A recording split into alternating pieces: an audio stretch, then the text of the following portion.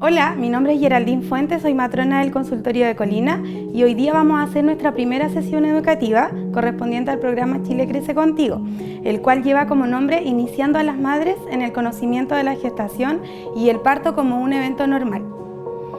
Primero, para los que no tienen conocimiento, ¿qué es el Chile Crece Contigo? Bueno, el Chile Crece es un programa orientado a educar a las madres principalmente, a guiarlas durante todo este proceso de gestación, ¿ya? También se va a preocupar de otorgar cada garantía de salud que va a tener la embarazada durante todo este periodo de gestación, ¿cierto? Entregar el ajuar, ¿cierto? Que en realidad es por lo que es más conocido el Chile Crece Contigo. Realizar este tipo de charlas que generalmente las hacemos en el CESFAM y hoy día al estar en un periodo de contingencia, ¿cierto? Las vamos a hacer en esta modalidad, ¿ya?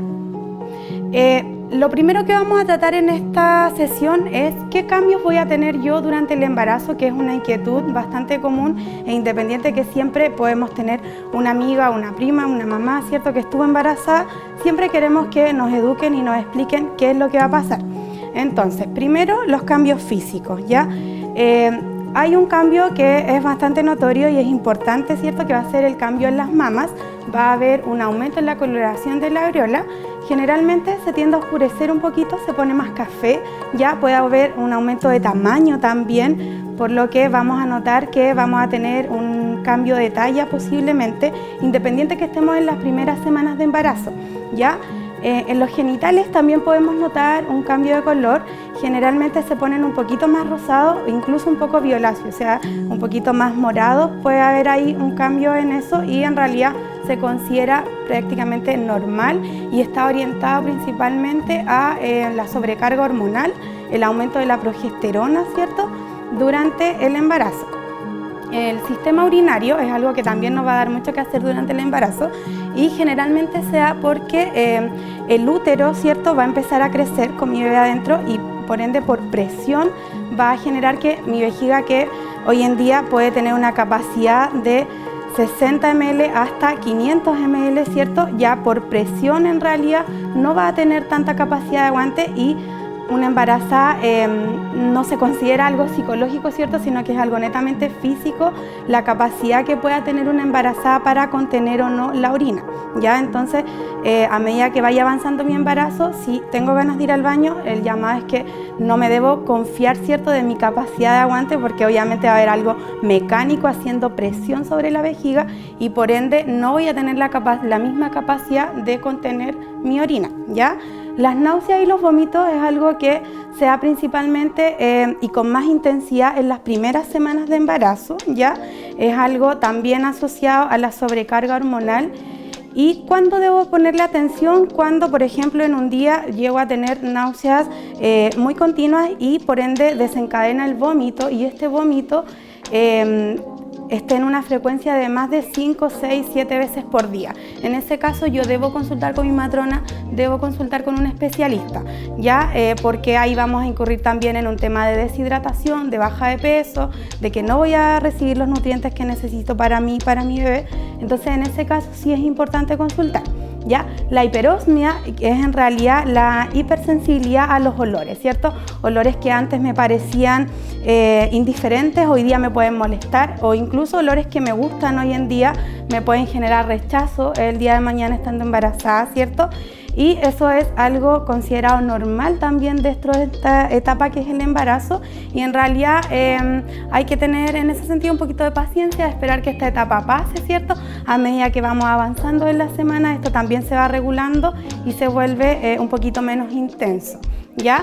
El estreñimiento, bueno, se da primero por un efecto mecánico de que el útero va a empezar a hacer presión sobre los intestinos y por ende no va a ser todo tan fluido, ¿cierto?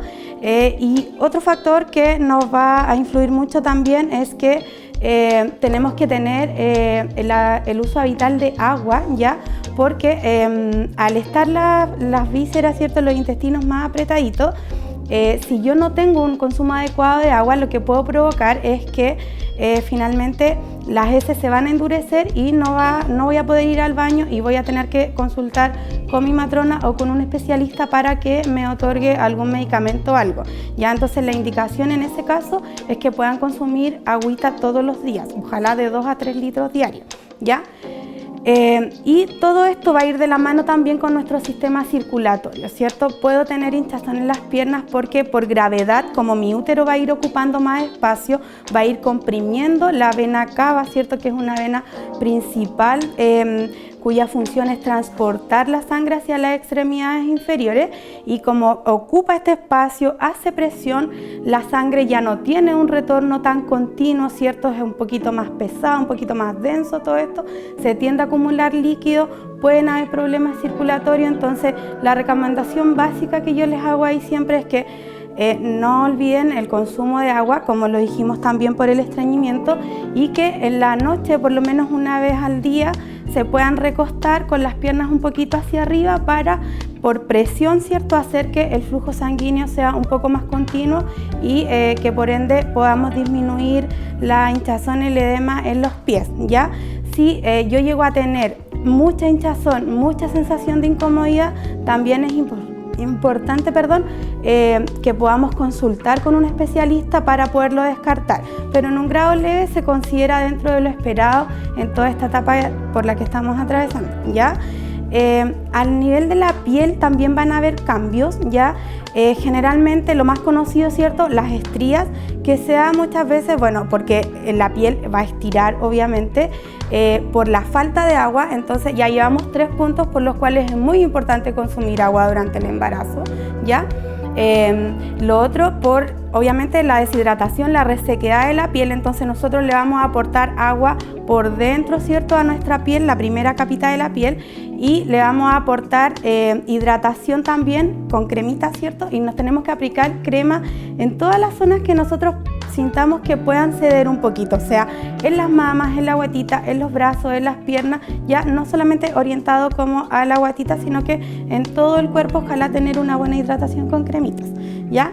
El dolor de espalda es algo que está asociado más a medida que ya va avanzando el embarazo y generalmente se relaciona mucho con la postura, ¿cierto? Nosotros tendemos a generalmente estar un poquito más encorvados, entonces trabajar la postura durante el embarazo, porque todo el peso, mayor peso que yo voy a ganar se va a concentrar en esta zona y tengo que cuidar mi postura para que mi espalda no vaya a sufrir las consecuencias, ¿ya? También a medida que va creciendo la guatita, lo ideal es que puedan dormir sobre su lado izquierdo. Siempre las embarazadas debieran dormir sobre el lado izquierdo, no sobre el derecho, porque al dormir sobre el lado izquierdo se descomprime también las arterias que van a llevar los principales nutrientes a mi bebé y el oxígeno, ¿ya? Entonces es importante dormir hacia el lado izquierdo y podemos acomodar un cojín entre las piernas, ¿cierto?, para que la espalda se vaya acomodando y no tengamos tanto dolor también, ¿ya? El pelo también puede tener algunas consecuencias y podemos notar que cuando nos bañamos o cuando nos peinamos se nos cae un poquito más el pelo, y en realidad eso también se considera dentro de lo normal y no requiere alguna evaluación por especialista durante el embarazo, ¿ya? Si después yo estoy ya en una etapa de no embarazo y noto que algo pasa con mi pelo, sí sería bueno consultarlo, pero en realidad si es dentro del embarazo se considera absolutamente dentro de lo normal.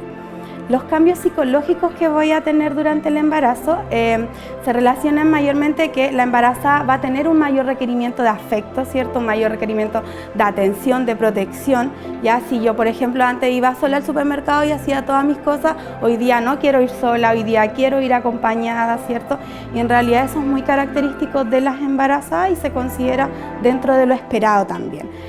¿Cuándo debo consultar? ¿Cuándo le debo comentar a la matrona quizás que me hizo el taller, a la matrona que me va a atender en el box, que me hace el control de embarazo, o a alguien que me genere confianza dentro del CESFAM, ¿cierto? ¿Cuándo yo voy a consultar? Cuando, por ejemplo, ya los cambios de humor no son como tan dentro de lo esperado, sino que tengo una irritabilidad constante, ¿cierto?